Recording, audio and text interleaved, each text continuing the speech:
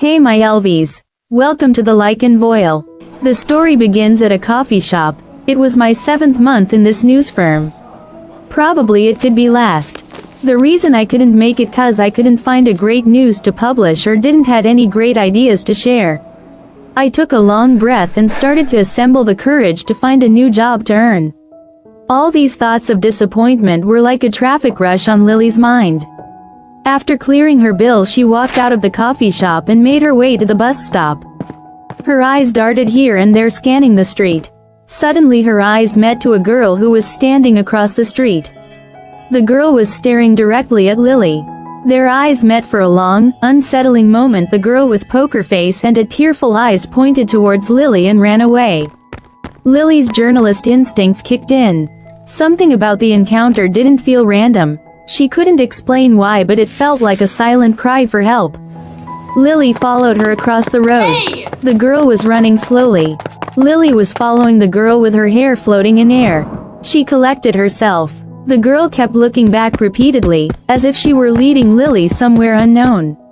Suddenly, the girl began to run faster. As she accelerated, Lily also picked up speed, but the wind pushed against her, resisting her every move. Out of nowhere, a tiny ball-like object hit her face. Lily couldn't even see where it had come from. Then another ball struck her. Then 2, 3, soon, many came flying toward her. She shielded herself with her cap and hoodie, trying to escape the unexpected attack. Distracted and disoriented, she lost track of the girl. She tried to speed up, but the road ahead was now engulfed in a storm. She could barely stand. Squinting herself in the eyes, she forced her legs to move forward despite the blurred vision and overwhelming wind. Just as she was about to collapse, she suddenly found herself lying on the grass. The girl was there again. She said nothing, just smiled, and then ran toward a mysterious door standing alone in an empty field. There was no sun, no oxygen. Lily felt suffocated but followed the girl out of sheer confusion. When she opened the door, it led to an empty, pitch-black room. Now Lily looked around, bewildered, wandering through the dark space. Suddenly, the girl's face appeared right in front of her. Lily gasped in fear and tried to picking on her face with fearful expression and screaming, but the girl vanished. Lily screamed out loud in terror. Then, suddenly the walls around her began to collapse. Her heart pounded loudly in her chest. But then she heard a voice called from above, "Take my hand." It was the girl again. Lily reached for her hand, but it began to rise higher. She jumped, trying to grab it, but she got stuck, suspended in midair between the walls. Her chest felt tight and shrinking.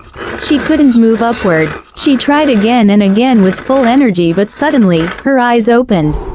She found herself on her bed, panting, sweating, tears in her eyes, and her hand was still up in the air. She stayed still for a minute, trying to understand the atmosphere around her. Slowly relaxing her body, she then pulled the blanket over herself, curled up in a fearful, helpless manner. After some minutes she glanced at her phone. It was 5:17 a.m. of morning. Lily tried but couldn't rest her eyes.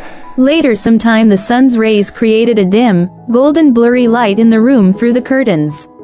Lily slowly got up and looked outside through the curtains. The end. Is it a good story? Lily giggled and closed her diary. Just then, a waitress approached her table and said, "Here's your bill, madam."